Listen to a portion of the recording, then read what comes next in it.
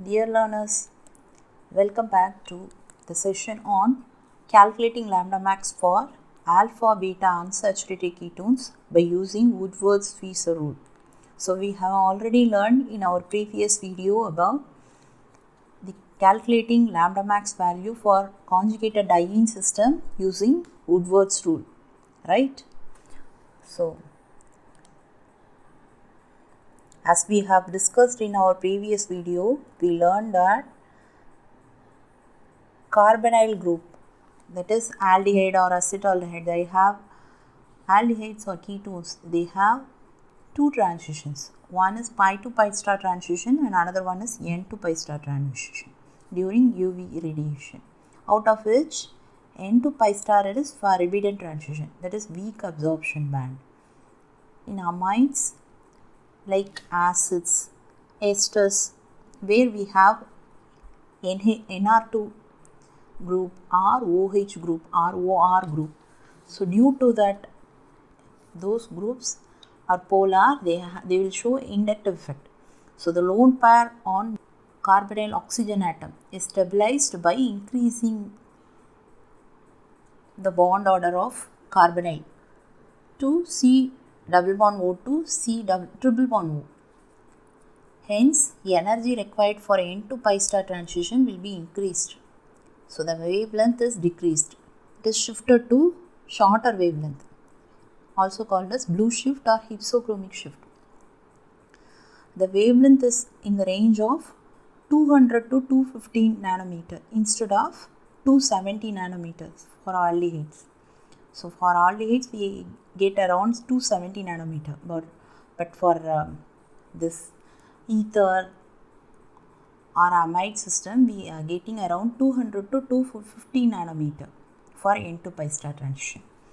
So the basic value is also going to be like that. So with this introduction we will move on to the lambda max calculation for alpha beta unsaturated ketones.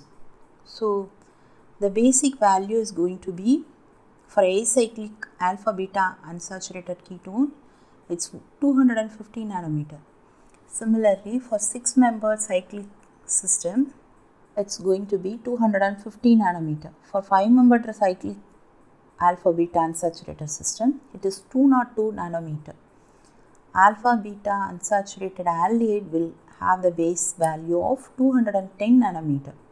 Alpha beta unsaturated acids or esters, they have the value of 195 nanometer.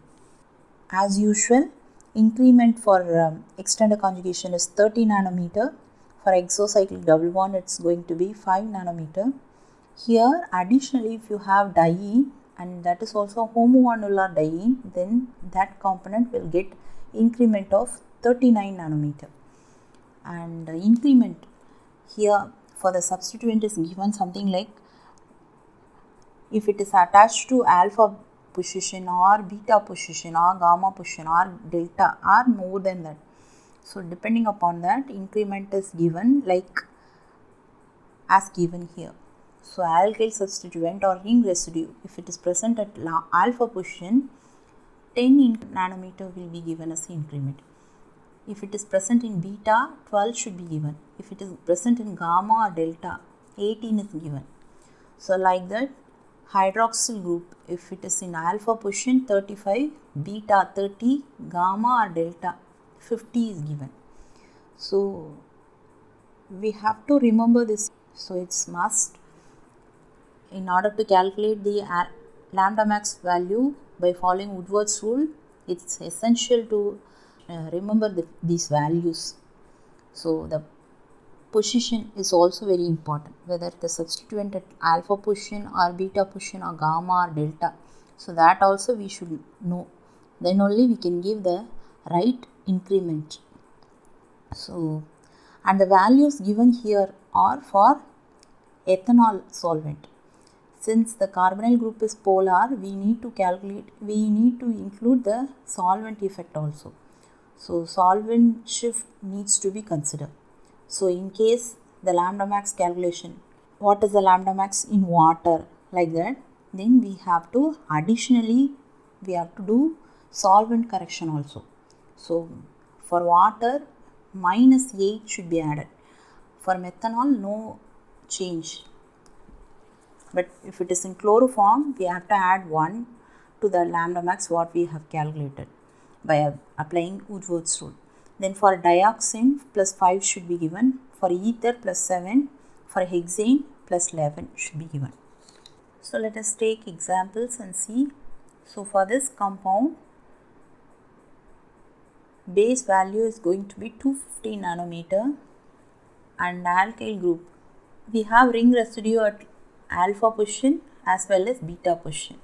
So for at alpha position we need to add 10, for beta we need to add 12. So totally it is going to be 237 nanometer. The observed value is also close to that, 233 nanometer. So in the next example, so base value, as we have discussed in the previous example, base value is going to be 250 nanometer.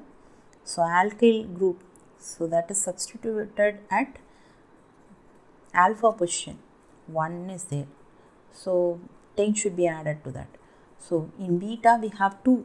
So 2 into 12, 24 should be added. So totally we have 249 nanometer. So the next example, so the base value is 215. We have extended conjugation here, right? So this is the base.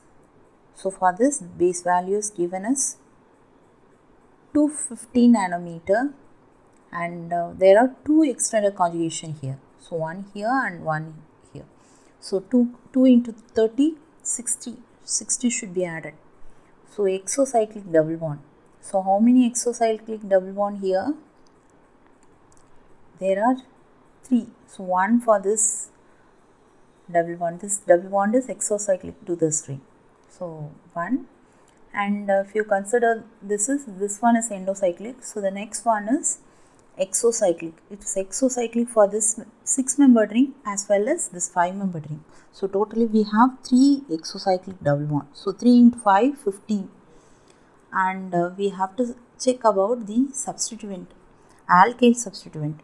So at alpha position we don't have any, but you have 1 at beta. So and we also have 3 more alkyl substituent. So 18 should be given. If it is above gamma, so we have to add 18. So how many are there? 1, 2, 3. So there are 3 alkyl substituent. So 3 into 18, 54. So we have to include base value, alkyl group at beta position, alkyl group at other positions, 54.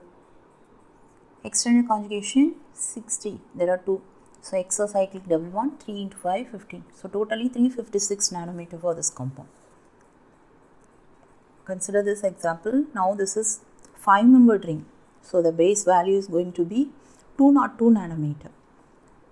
We don't have any substituent at alpha position, but you have at beta position. 2 are there, right? So 2 into 12, 24.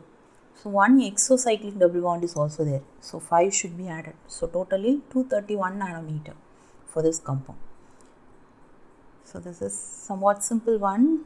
Acyclic alpha beta unsaturated carbonyl system. So base value is going to be 215.